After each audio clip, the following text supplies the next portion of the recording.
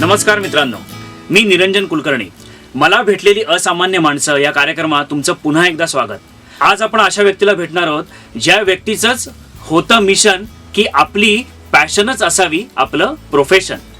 कसं असतं ना की आपल्याला बरेच छंद असतात. कोणाला पोहण्याचा छंद असतो, कोणाला क्रिकेटचा छंद असतो.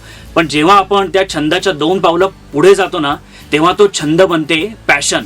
पण मित्रांनो, अशी खूप थोडी लोक असतात की जी पॅशनच्या 4 पावलं पलीकडे जाऊन विचार करतात आणि ते असं ठरवतात की नाही, माझी पॅशनच माझं आयुष्य आहे. तर आज आपण अशाच व्यक्तीला भेटणार आहोत. सुप्रसिद्ध गायक, संगीतकार, म्युझिक अरेंजर, म्युझिक कंपोजर आणि रेझोनन्स स्टुडिओचे सर्वेसर्वा तेजस चव्हाण यांना. आपण आज तेजस सरांच्या संपूर्ण सांगीतिक प्रवासाविषयी गप्पा मारणार आहोत आणि त्यांच्याकडे जाणून घेणार आहोत की पॅशन ते प्रोफेशन हा प्रवास त्यांचा कसा राहिलेला आहे आणि त्यांनी असं काय केलं आणि कसं केलं जेणेकरून त्यांची जी संगीताची जी पॅशन आहे ती फुल टाइम प्रोफेशनमध्ये कन्वर्ट झाली. तर आता आपण तेजस सरांशी बोलूया. सर नमस्कार, खूप स्वागत तुमचं आमच्या मला भेटलेली असामान्य माणसं या कार्यक्रमामध्ये. तुमची बॅकग्राऊंड मी ऑलरेडी मला माहिती आहे, तुमच्याबद्दल मी वाचलंय, लोकांकडनं ऐकलंय. तर तुम्ही मराठी सोडून इतर भाषांमध्ये तुमचं आता म्युझिक प्रोडक्शनचं काम सुरू आहे आणि रिसेंटली तुमचा हिमाचली भाषेतला एक अल्बम रिलीज झालेला आहे. तर मला असं वाटतं आपण कार्यक्रमाची सुरुवात तुमच्या एका हिमाचली गाण्याने करूयात. जरूर जरूर. टेढ़े रस्ते गरारी छता सारी पगडंडियां डाळारी जटा टेढ़े मेढ़े रस्ते गरारी छता सारी पगडंडियां डाळारी जटा बर्फानी ढकी गई पानी यारी नाली बर्फानी ढकी गई पानी यारी नाली ला मूंगफलियां गिट्टी दियो बाड़ी ला मूंगफलियां गिट्टी दियो बाड़ी लाओ जी लाओ लाओ लाओ लाओ जी लाओ लाओ लाओ लाओ जी लाओ लाओ लाओ लाओ जी लाओ लाओ लाओ लाओ जी लाओ लाओ लाओ लाओ जी लाओ लाओ लाओ लाओ जी लाओ लाओ लाओ लाओ जी लाओ लाओ लाओ. खूप छान सर, थँक्यू. खूप वेगळं ऐकायला खूप छान वाटलं. कानाला खूप गोड शब्द होते. तर आता ऑब्व्हियसली पहिला प्रश्न माझा असा असेल की आता हा आपला एपिसोड जो आहे तो पॅशन टू प्रोफेशन या सगळ्या प्रोसेसवर बेतलेला आहे. तर तुमच्या आयुष्यात संगीत कधी आलं? येस. या प्रश्नाचं उत्तर देण्यापूर्वी सर्व रसिक प्रेक्षकांना माझा मनपूर्वक नमस्कार आणि निरंजन कुलकर्णी सरांचे धन्यवाद की त्यांना असं वाटलं की माझा या त्यांच्या सिरीजमध्ये समावेश करून घ्यावा. आणि आता प्रश्नाच्या उत्तराकडे येतो. खरं तर तसा काही सांगीतिक वारसा वगैरे काही लाभलेला नाहीये. घरात कोणी संगीत क्षेत्रात होतं असं पण काही नाहीये किंवा गात होतं असं काही नाहीये. लहानपणापासून एक गोष्ट होती मात्र की आमच्या घरात रेडिओ लावलेला असायचं सतत. बर. आणि आजोबा माझे सकाळी 5:30चं जे संगीत असतं म्हणजे जे आकाशवाणीचं संगीत आहे तररा तररा तररा तेव्हापासून जे सुरू व्हायचं ते रात्री वंदे मातरम असायचं सगळ्यात शेवटी. तोपर्यंत आमच्या घरात सतत रेडिओ चालू असायचा आणि त्यामुळे कानांवरती म्हणजे माहित नव्हतं असं त्यावेळेला काही, पण त्यावेळेला कानांवरती संस्कार होत राहिले. आणि दुसरी अजून एक गोष्ट म्हणजे माझे काका त्यावेळेला त्यांनी नुकतंच म्हणजे टीव्ही आणि रेडिओ त्यावेळी खूप फॉर्म मध्ये होते, तेव्हा त्यांनी तो कोर्स केला होता टीव्ही आणि रेडिओ रिपेअरिंगचा. आणि ते बरेचसे रेडिओ टीव्ही त्यांच्याकडे रिपेअरिंगला यायचे आणि ते करत असताना त्यांना ते नवीन नवीन गाणी कॅसेट आणायची, कॅसेट लावायची याचा छंद होता. आणि त्याच्यामुळे खूप गाणी ऐकायला तशी पण मिळायची, नवीन कॅसेट्स बघायला मिळायच्या, त्याच्यात इनले कार्ड असायचं, मग त्याच्यात मी बघायचो की म्युझिक लिरिक्स वगैरे. तर हे असं होतं. आणि दुसरी गोष्ट म्हणजे ते काही दिवस एका दुकानात कामाला होते की जे इलेक्ट्रॉनिक्स आणि इलेक्ट्रिकचं सगळं अप्लायन्सेसचं दुकान होतं. तिथे रेडिओ, टीव्ही, फ्रीज सगळंच असायचं आणि तिथे कॅसेटचं त्यांचं दुकान होतं. मग तिथे गेल्यावर तर मी त्यांच्याबरोबर सुट्टीच्या दिवशी जायचो आणि मला जी पाहिजे, मला जे वाटतंय ते मी त्यातनं कॅसेट काढायचो आणि त्यांना सांगायचो की हे मला ऐकायचं क्या आणि ते बात आहे. ऐकवायचे. हा. तर हा माझ्या आयुष्यातलं खूप महत्वाचे ह्या दोन गोष्टी आहेत, रेडिओ आणि ह्या ज्या कॅसेट्स होत्या, त्याच्यामुळे माझ्यावरती संस्कार होत गेले असं मला वाटतं. अच्छा. पण तुमचे मग जेव्हा तुम्ही असं ठरवलं की आता संगीताकडे आपण वळायचं, तर मग तुम्ही प्रॉपर शास्त्रीय संगीताचं शिक्षण कुठे घेतलंय? तुमचे गुरु कोण? किंवा पहिल्यांदा हार्मोनियम हातात कधी आला?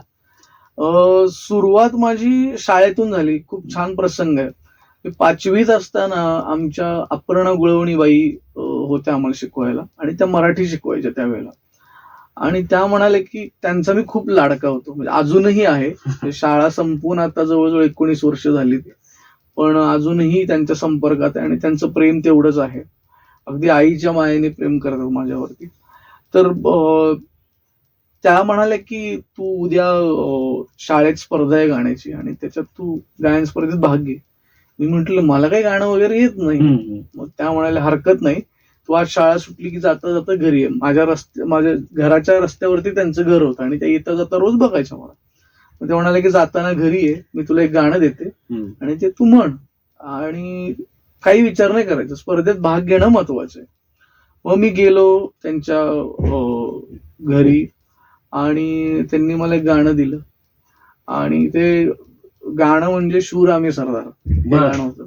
आणि त्यांनी त्या गाण्याचा इतका सुंदर अर्थ समजावून सांगितला मला, जो आजही मी जेव्हा एखाद्या गायकाला माझं कंपोजिशन जेव्हा सांगायला जातो त्यावेळेला ते मी अर्थासहित सांगतो आणि तसा सांगण्याचा प्रयत्न करतो जसं मला त्यांनी सांगितलं होतं. आणि मग मी दुसऱ्या दिवशी स्पर्धेत भाग घेतला आणि सरप्राइझिंगली माझा पहिला नंबर आला. तो जो कॉन्फिडन्स मिळाला मला की माझ्यात काहीतरी आहे, हा स्पार्क तिथे मला कळाला.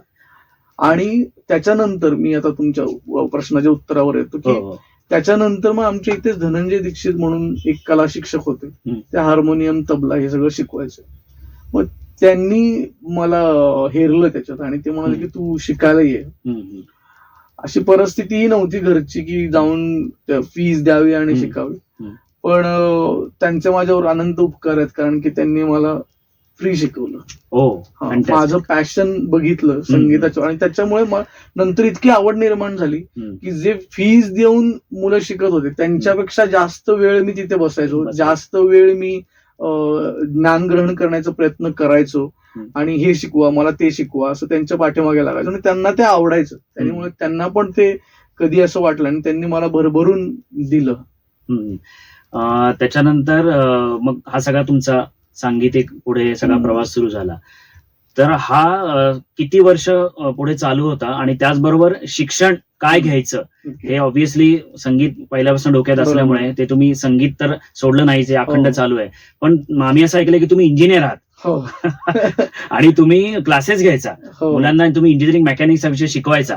तर मग हे तिथे तुम्ही कसं काय वळलात, म्हणजे ते कसं झालं सगळं? आता काय प्रवास असतो ना आपल्या सगळ्यांच्या आयुष्यात, असा असतोच की जी गोष्ट आपल्याला पाहिजे ती इतक्या सहजासहजी मिळाली तर मजा नाही त्याची असं मला वाटतं. पण मला संगीतात करिअर करायचं हे साधारणतः इंजिनिअरिंगला असतानाच ठरलं. मी अभ्यासात हुशार होतो, मी शाळेत असताना ऑलराऊंडर होतो, अभ्यासात हुशार होतो, खेळात होतो, गाण्यात होतो, वक्तृत्व होतो, सगळंच होतो. आणि माझ्या वडिलांची खूप इच्छा होती की मी इंजिनियर व्हावं म्हणून आणि मला पण इच्छा होती तशी. आणि मी मेकॅनिकल इंजिनिअरिंगला मी प्रवेश घेतला आणि मी 11वी-12वी SP ला होतो. त्याच्या आधी महत्वाचा मुद्दा म्हणजे 11वी-12वी SP ला होतो. ते SP म्हणजे कलेचं माहेरघर. सदाशिव पेठेत राहिला होतो मी 1 वर्ष आणि त्या 1 वर्षभरात मी बऱ्याच गोष्टी शिकलो. आणि आमचं जे कला मंडळ होतं त्याच्यामध्ये पण आजची गुणी मंडळी जी आता काम करतात इंडस्ट्रीमध्ये ती सगळी लोक त्यावेळेला होती माझ्या बरोबर. म्हणजे आजचा लिडिंग गायक जसराज जोशी, परत मृण्मयी देशपांडे, सिद्धार्थ चांदेकर, हे सगळे लोक त्यावेळी कला मंडळात होते आणि त्यांच्या बरोबरीने आम्ही काही ना काहीतरी करायचो, त्यांना बघायचो. त्यामुळे जागृत झालं होतं की अरे हा कलेमध्ये काहीतरी करायचं आपल्याला. पण 11वी-12वी 2च वर्ष, त्यामुळे इंजिनिअरिंगला नंतर गेल्यानंतर SP कॉलेजमधून निघालो. मग नंतर PCCOला आलो आणि मग तिथे बऱ्याच ऍक्टिव्हिटीज आम्ही करायला लागलो आणि मग त्याच्यातनं इंजिनिअरिंग चालू असताना पण सांगीतिक प्रवास चालूच होता. चालूच होतं. आणि इंजिनिअरिंग झाल्यानंतर लगेच मला कुठेही इंडस्ट्रीमध्ये नोकरी करायची नव्हती, हे तर माझं फिक्स होतं. मुळात नोकरी करायची नाही असं माझं पिंड आहे. अच्छा. पहिल्यापासून माझ्या डोक्यात तेच होतं की आपण काहीतरी व्यावसायिक व्हायचं आणि मुळात संगीतामध्येच करिअर करायचं. बरोबर. पण लगेच सगळ्या गोष्टी होत नाहीत नाही. साध्य, कारण की फिनान्शियल सिक्युरिटी, Correct. घरात जबाबदारीनं घरच्या जबाबदाऱ्या. करणं, हा. हे सगळ्या गोष्टी असल्यामुळे मी इंजिनिअरिंग झाल्या रिझल्ट ज्या दिवशी आला त्याच्या दुसऱ्या दिवशी मी ऍज अ लेक्चरर म्हणून जॉईन झालो आमच्याच कॉलेजमध्ये. बरं बरं. कारण सगळे ओळखत होते आणि शिकवणं पण मला आवडतं. हम्म. तर मी प्रवेश घेतला त्याला. मी तिकडे लेक्चरर म्हणून सुरुवात केली.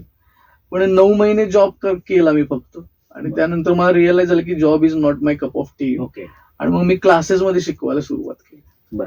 आणि मग तिथून फिनान्शियली चांगलं इन्कम व्हायला लागलं. हम्म. आणि तोपर्यंत माझं पहिलं प्रोफेशनल कमर्शियल अल्बमचं काम मी त्यावेळेला सुरुवात केली. लास्ट इयरला असताना आणि लेक्चररशिप करत असतानाच माझं पहिला ते अल्बम. कुठलं साल होतं साधारण? ते 2011-12 साल होतं. 11-12. हो. बरं. मग पहिला अल्बम तुम्ही कोणाबरोबर केलात आणि काय होतं ते काम? पहिला अल्बम माझा कण्हेरीची फुले नावाचा होता, हा. ज्याच्यामध्ये शंकर जांभळकर नावाचे एक व्यावसायिक आहेत, मोठे बांधकाम व्यावसायिक आहेत. हम्म. आणि त्यांच्या काही कविता होत्या, हम्म. छान कविता होत्या. आणि माझी मैत्रीण प्राजक्ता गव्हाणे, ती पण चांगली कवयित्री आहे, लेखिका आहे. मग शंकर जांभळकरांचं असं होतं की आपण एक पुस्तक करायचं का याचं, कवितांचं. तर ती म्हणाली की आजकाल कवितांची पुस्तकं कोणी एवढं वाचत नाही, त्यापेक्षा आपण जर गाण्यांचं एक अल्बम केलं छान आणि प्रत्येक गाण्याच्या प्रस्तावनेला एक कविता टाकली तर ते छान अल्बम होईल. ही कल्पना त्यांना आवडली आणि मग त्याच्यातून जन्म झाला कण्हेरीची फुले या माझ्या पहिल्या अल्बमचा. आणि आम्ही दोघंही, म्हणजे मी आणि प्राजक्तांनी दोघांनी ठरवलं की चांगल्या क्वालिटीचं, चांगल्या प्रतीचा अल्बम करायचा. आणि मग आम्ही त्याच्यात काम सुरू केलं. मग काम सुरू केल्यानंतर पहिली 2-3 गाणी केल्यानंतर आम्हाला असं सुचलं की काहीतरी युएसपी पाहिजे. मग आम्हाला दोघांनाही असं वाटलं की आपण मराठीमध्ये ब्रेथलेस का नाही करावं. वाव. मराठीमध्ये ब्रेथलेस करायचं आम्ही ठरवलं. आणि मग ते गाणार कोण, तर आम्ही तिने जे लिहिलं होतं ती एक मुलीची स्टोरी होती. लहानपणात एका खेड्यात वाढलेली मुलगी ती परदेशात जाते, याचा जो सगळी कथानक आहे, हा जो प्रवास आहे, तिने तो गीतात म्हणला. आणि ते 4 पानांचं गाणं होतं. आणि ती म्हणाली की हे ब्रेथलेस करायचं. आता ते मुलीची कथा आहे म्हटल्यावर फिमेल सिंगर येणार. मग त्यावेळेला सगळ्यात लिडिंग सिंगर होत्या बेला शेंडे. त्यांना अप्रोच केलं, त्यांनाही आवडलं आणि त्या हो म्हणाल्या. अजून 3 गाणी होती, सुरेश वाडकरांना अप्रोच केलं, त्यांना आवडली. बरोबर आहे. त्यांनीही हो म्हणाले. एक गाणं प्रसेनजित कोसंबी, आपल्या सगळ्यांचा आवडता गायक, माझा चांगला मित्र आहे, त्यांनी हो म्हणाला तोही. आणि एक गाणं मी गायलं. मराठी ब्रेथलेस तुमच्या गाण्याला लिम्का बुक ऑफ रेकॉर्डनी नोंद घेतलेली आहे. तर तो अनुभव कसा होता? याचं सगळं श्रेय मी प्राजक्ताला देईन, कारण की तिने लिम्का बुकला अप्रोच केलं. अच्छा. आणि ह्याच्या आधी स्पीच किंवा गाणं असं ब्रेथलेसचं जे होतं ते मला वाटतं साधारणतः 35 सेकंदाचं वगैरे रेकॉर्ड होतं ऑलरेडी. पण मग याच्यात गंमत अशी झाली की आम्ही स्पीच, ब्रेथलेस स्पीच जे आहे, म्हणजे मराठी ब्रेथलेस गाणं आहे त्याच्या आधी ब्रेथलेस स्पीच आहे डॉक्टर अमोल कोल्हेंचं, ज्यात खासदार आहेत आणि प्रथितयश ऍक्टर आहेत, खूप मोठे ऍक्टर आहेत. छत्रपती शिवाजी महाराज म्हटलं की आपल्या समोर त्यांची प्रतिमा येते. तर त्यावेळी त्यांचं राजा शिवाजी नावाची हिंदी सिरियल चालू होती आणि त्यावेळेला आम्ही त्यांना अप्रोच केलं. आणि डॉक्टर संजीव कुमार पाटील म्हणून आमचे चांगले मार्गदर्शक आहे म्हणेन मी, तर त्यांना म्हटलं की असं असं मला अमोल कोल्हेंना पाहिजे. त्यांनी तुरंत त्यांना कॉन्टॅक्ट करून दिलं. त्यांना जेव्हा कन्सेप्ट सांगितली तेव्हा खूप आवडली.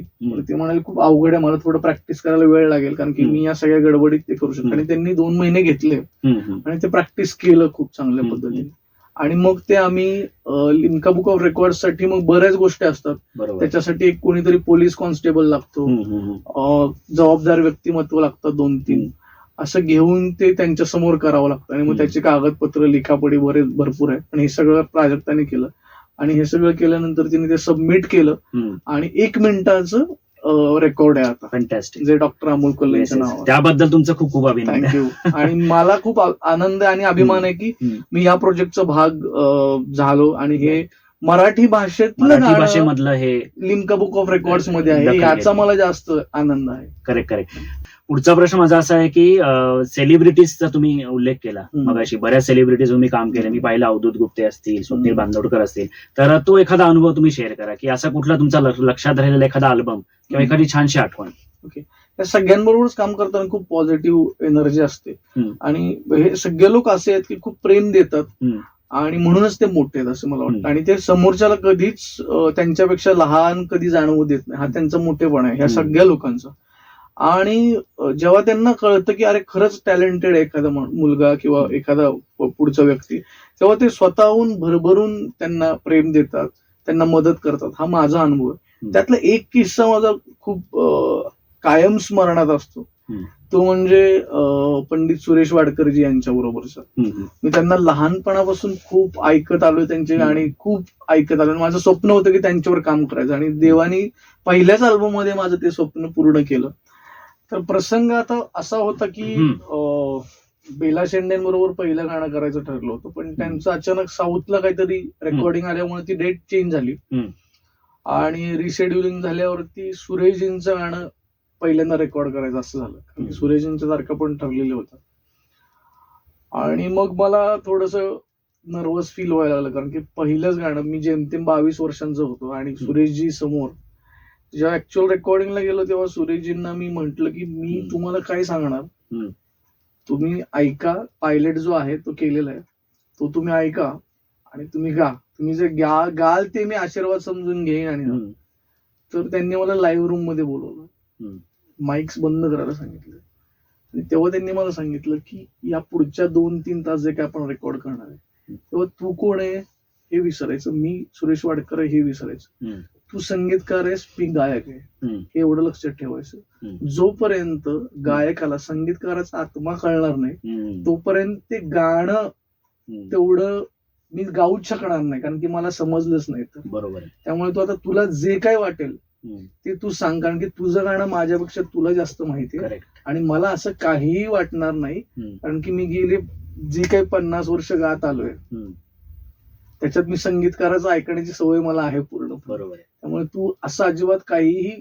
कुठलंही प्रेशर घेऊ नकोस, मी काही, मला काही वाटणार नाही. तू मला जेवढं उलट मला जास्त सांगशील तेवढं मला मजा येईल, मला कळेल की काय करायचंय. करेक्ट. आणि त्याच्यानुसार तू मला सांग. माझ्या मते मोठी लोक मोठी का असतात याचं उत्तर, त्याचं हे मूर्तिमंत उदाहरण आहे. एक्झॅक्ट. की संगीतकाराला पूर्णपणे शरण जाऊन काम करणं, म्हणून आज ते सुरेश वाडकर आहेत. ह्याला अनुसरून पुढचा प्रश्न आहे की पॅशन वगैरे आपण हे सगळं बोललो, पण मुळात तुमच्याकडे असा कुठला ट्रिगर पॉइंट आला किंवा नक्की तुम्ही काय केलं की हे फुल टाइम प्रोफेशन तुमचं तयार झालं? माझं असं झालं की मी हा स्टुडिओ 2014ला केला. 2012ला पहिला अल्बम रिलीज झाला, त्याच्यानंतर कामं सुरुवात झाली यायला. मी घरातच करत होतो, बेडरूम मध्ये माझा सेटअप होता, मी तिथेच करत होतो. पण नंतर मला रिअलाइज झालं की अरे इथे रेकॉर्डिंग स्टुडिओज नाही आहे पिंपरी चिंचवड मध्ये चांगला, तर आपण एक रेकॉर्डिंग स्टुडिओ तयार करूया की जेणेकरून आपल्याला पण उपयोग होईल, कारण की मला त्यावेळेला पुण्यात किंवा मुंबईला जावं लागायचं. बरोबर. आपल्यालाही उपयोग होईल आणि इथे कल्चर डेव्हलप होईल, इथे लोकांना एक फॅसिलिटी होईल आणि ती एक बिझनेस ऑपॉर्च्युनिटी पण असेल आपल्यासाठी. पण तेव्हा चॅलेंजेस काय आले तुम्हाला? मुळात मी 2014ला जेव्हा हा सेटअप सुरुवात केली तेव्हा बरेच लोक म्हटले की अरे इथे काय पिंपरी चिंचवडमध्ये कशाला करतोस तू, कोण येणार इथे, कोणाला रेकॉर्डिंग करायचंय, म्हणजे कोणाला नाही करायचं तर मला करायचंय, मला मुंबई पुण्यात जावं लागतं, तो त्रास मला जरा कमी करायचा, तो वेळ वाचवायचा, म्हणून मला एका छान वातावरणात एक प्लेस पाहिजे मला काम करायला, म्हणून मी केलंय. कुणी नाही आलं तरी हरकत नाहीये. पण बऱ्याच लोकांना कळल्यानंतर, म्हणजे ह्या स्टुडिओचं उद्घाटन होण्या दिवशी पण रेकॉर्डिंग झालं. हो, एक अर्जंट रेकॉर्डिंग होतं अगदी, आणि ते रेकॉर्डिंग करावं लागलं. आणि मी त्यांना म्हटलं की आहे माझा सेटअप रेडी तर करूया. मी लिटरली ते रेकॉर्डिंग केलं आणि काही तासानंतर उद्घाटन. स्टुडिओ जेव्हा तुम्ही इथे ओपन केला तेव्हा त्याच्या आधी किती वर्ष तुमचं ऑलरेडी संगीत क्षेत्रामध्ये काम झालेलं? 2008 पासून काम करायला सुरुवात केली, ऍज अ कीबोर्डिस्ट म्हणून पहिल्यांदा सुरुवात केली. 2008 ते 12 हा सगळा प्रवास चालू होता. 2012ला माझा पहिला अल्बम रिलीज झाला. 2012 नंतर मी 14ला हा स्टुडिओ टाकला. तेव्हा पण मी क्लासेस घेत होतो, मी कम्प्लिटली याच्यावर आलो नाही. 2017ला एक फिल्म आली माझ्याकडे, ती फिल्म करत असताना रिअलाइज झालं की आता फारच तारेवरची कसरत होती, इकडे पण तिकडे पण. आणि आता मला माझं पॅशन सांगतं की तू आता फुल टाइम उतर. अच्छा. त्यावेळेला माझ्या मनाने पण हे केलं आणि मी माझ्या बायकोशी बोललो आणि ती नेहमीच सपोर्टिव्ह आहे या सगळ्या गोष्टींमध्ये. या स्टुडिओ उभारण्यामध्ये पण तिचा खूप मोठा सपोर्ट आहे. तर तिला विचारलं की असं असं आहे, काय करावं? तर ती म्हणाल की तुला जे वाटते ते तू कर, तू बिनधास्तपणे कर, मी खंबीरपणे उभी आहे, तू कर. आणि मग त्यावेळेला मी निर्णय घेतला की मी आता पूर्ण वेळ याच्यातच येईल. कारण काय होतं, 2014 पासून 2017 पर्यंत फिनान्शियली पण इकडे एक इन्कम चालू झाला होता. बरोबर. आणि मग मला वाटलं की ठीक आहे, आता उडी मारायला हरकत नाही. त्यावेळी क्लासेसमध्ये खूप पैसे मिळत होते. क्लासेस म्हणजे भरपूर पैसे मिळत आणि माझ्याकडे स्टुडंट पण खूप होते, चांगलं शिकवत होतो. पण एक पॉइंट तो खूप महत्वाचा होता की त्यावेळेला ते करणं गरजेचं होतं आणि मी त्यावेळेला ते योग्य निर्णय घेतला असं मला नेहमी वाटतं. साधारणपणे म्हणजे 5 वर्षांचा तो कालावधी, म्हणजे स्टुडिओ सुरू करण्याच्या आधी 5 वर्ष तुम्ही प्रोफेशनली काम करत होता आणि त्याच्या आधी तुमची मेहनत ती वेगळी. म्हणजे साधारणपणे ठराविक काळ जावा लागतो तुमची पॅशन ही प्रोफेशन मध्ये कन्वर्ट होण्यासाठी आणि तेवढीच अखंड मेहनत ही लागतेच म्हणजे. आणि ती आजही तुमची चालूच आहे. तर तेव्हा तो एक क्षण येतो प्रत्येकाच्या आयुष्यात की पॅशन प्रोफेशन मध्ये कन्वर्ट करावी. पण मग याच अनुषंगाने नवीन ज्या मुलांना यायचंय या क्षेत्रामध्ये त्यांना तुम्ही काय संदेश द्याल की काय त्यांनी असं करायला पाहिजे की ज्यांना ती पॅशन ते प्रोफेशन मध्ये कन्वर्ट करू शकते? सगळ्यात पहिली गोष्ट म्हणजे आपण ज्याच्यात काम करतोय त्या क्षेत्राचं पूर्ण नॉलेज हवं. म्हणजे मी जर आज कंपोजर म्हणून काम करतोय तर मी कुठल्या माध्यमांसाठी काम करतोय, तर एक म्हणजे फिल्मसाठी, बरोबर. दुसरी गोष्ट म्हणजे वेब सिरीजचं बॅकग्राऊंड असतात त्याच्यासाठी, तिसरं म्हणजे ऍड जिंगल्स येतात त्याच्यासाठी, चौथं म्हणजे चित्रपट त्याच्यासाठी. तर या सगळ्या माध्यमांचं पूर्ण नॉलेज हवं तुम्हाला, बरोबर आहे. व्हिडिओची सुद्धा प्रोसेस माहित हवी, अगदी डिटेलमध्ये पण नाही पण माहित हवी. कारण जोपर्यंत तुम्हाला ते कळणार नाही, माध्यम आपलं कळणार नाही, कारण की ऑडिओ व्हिज्युअल म्हणतो आपण, दृक श्राव्य. आपला जो श्राव्य भाग आहे तो दृक बरोबर तेवढाच तो संमिश्र असला पाहिजे, तेव्हाच तो अनुभव तयार होईल, आपण जो म्हणतो एक्सपिरियन्स. त्यामुळे तुम्हाला पूर्ण नॉलेज पाहिजे गोष्टी सगळ्या गोष्टींचं.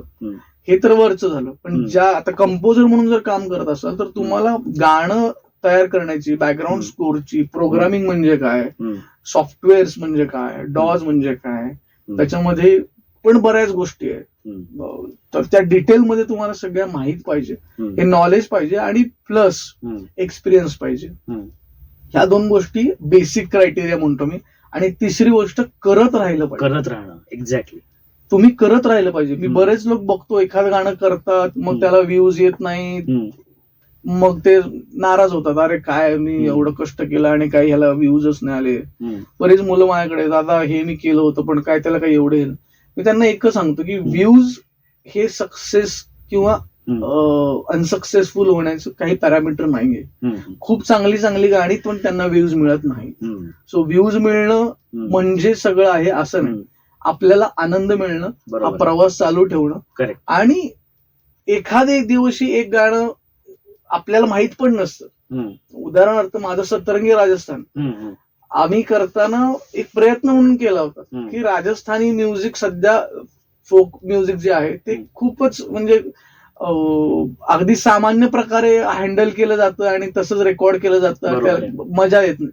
पण तेच आम्ही जेव्हा एका पॉलिश्ड वे मध्ये सगळ्या गोष्टी छान करून, व्हिडिओ ऑडिओ छान करून आम्ही जेव्हा प्रेझेंट केलं, लोकांनी त्याला खूप छान ऍक्सेप्ट केलं. मी मराठी कंपोजर आहे, राजस्थानमध्ये 95% लोक मराठी आहेत. त्याची गायिका आणि ती ऍक्ट्रेस पण प्रियांका बर्वे जी मराठी आहे, जी मला पहिल्यांदा म्हणत होती की मला काय मारवाडी भाषा येत नाही, कशाला करतोय. मी तिला म्हटलं की लेट्स ट्राय, बघूयात आपण. बरोबर आहे. असं करून जेव्हा केलं आणि त्या गाण्याला आज 22 मिलियन जास्त व्ह्यूज आहेत.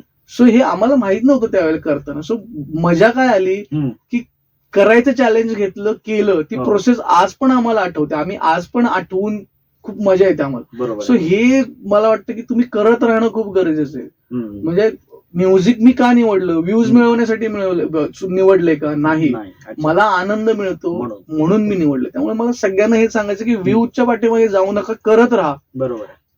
एक म्हणजे अल्गोरिदमचा अभ्यास माझा झाला युट्यूबचा, की युट्यूब असं आहे की तुम्ही एखादं चॅनल क्रिएट करा त्याच्यावरती, त्याच्यात सतत काही ना काहीतरी कंटेंट चांगला टाकत राहा. 2 वर्ष तुम्ही व्ह्यूज कडे बघू नका. 2 वर्षानंतर एखादा तरी कंटेंट त्यातलं क्लिक होईल आणि ते एक कंटेंट तुमच्या सगळ्या व्हिडिओजला व्ह्यूज देऊन जाईल.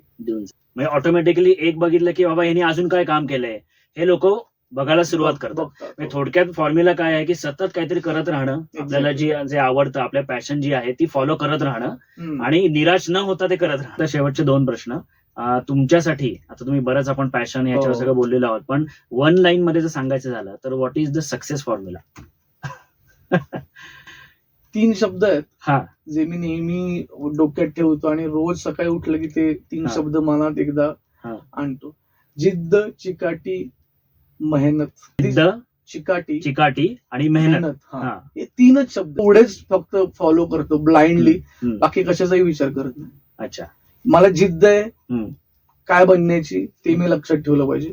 त्याच्यासाठी चिकाटी असणं खूप गरजेचं आहे, की आज अपयश आलं तरी थांबायचं नाही, चिकाटीने करायचं आणि हे मेहनत करणं गरजेचं आहे त्यासाठी. बरोबर. सो मेहनतीसाठी तयार राहिलं पाहिजे. कारण कायम तयार राहिलं पाहिजे. आणि मुळात जसं आपण ह्या सिरीज मध्ये बोलतोय की पॅशन टू प्रोफेशन, हे प्रोफेशन आहे माझं आणि पॅशन आहे, त्याच्यामुळे काम असं वाटतच नाही. आणि जाता जाता एक छोटीशी फरमाईश आहे की एखादं मराठी गाणं तुम्ही जर काही तुमच्या एखादी रचना तुम्ही आम्हाला ऐकवलीत. ओके. माझं पहिल्याच अल्बमचं गाणं आहे आणि टायटल सॉन्ग आहे, सुरेशजींनी गायलंय. ओरिजिनल तुम्ही युट्यूब वरती जाऊन ऐकू शकता. कणेरीच्या फुला, कणेरीच्या फुला, तुझा पाऊस वेगळा, माझा पाऊस वेगळा. नदी तिरी तू अंगणी मी एकटा, नदी तिरी तू तिथे अंगणी मी एकटा, माझा पाऊस सोहळा, तुझा पाऊस पाचोळा, माझा पाऊस सोहळा, तुझा पाऊस पाचोळा. कण्हेरीच्या फुला, कण्हेरीच्या फुला, तुझा पाऊस वेगळा, माझा पाऊस वेगळा. Fantastic sir. थँक्यू. खूप खूप धन्यवाद. तुम्ही वेळात वेळ काढून, तुमचं शेड्यूल खूप व्यस्त आहे, तरी तुम्ही इतका वेळ तुम्ही आम्हाला दिलात त्याबद्दल खरंच मनपूर्वक धन्यवाद. तुमच्या पुढच्या अनेक उपक्रमांना मनपूर्वक शुभेच्छा. धन्यवाद. तर मी आता सर्व रसिकांना सांगू इच्छितो की तेजस सरांशी जर तुम्हाला कनेक्ट व्हायचं असेल, जे नवीन विद्यार्थी ज्यांना संगीत क्षेत्रात यायचंय, त्यांनी tejaschavhanmusic.com, बरोबर आहे सर? बरोबर. या वेबसाईटला तुम्ही लॉग इन करा आणि युट्यूबला त्यांचं चॅनल रेझोनन्स स्टुडिओ ऑफिशियल नावाने चॅनल आहे, इन्स्टा आयडी आहे, त्यावर तुम्ही त्यांना फॉलो करा आणि नवीन निर्मिती जे सर करत असतात त्यांना मी फॉलो करा. निश्चितच तुम्हाला काहीतरी एक नवीन वाट सापडेल. आणि नेहमीप्रमाणेच आपल्या चॅनललाही तुम्ही सबस्क्राईब करा. असे नवीन लोक मी तुमच्या भेटीला आणणार आहे, खास व्यक्ती तुमच्या भेटीला आणणार आहे आणि काहीतरी नवीन आपण याच्यातनं आपण एकत्र शिकत राहू. तेजस सरांसारखे व्यक्ती असतील किंवा आणखीन असे काही व्यक्ती असतील, यांच्याकडनं आपण शिकत राहू, प्रेरणा घेत राहू. तोपर्यंत आमचं चॅनल सबस्क्राईब करा, लाईक करा, कमेंट करा आणि नक्कीच शेअर करा. पुन्हा लवकरच भेटू. धन्यवाद.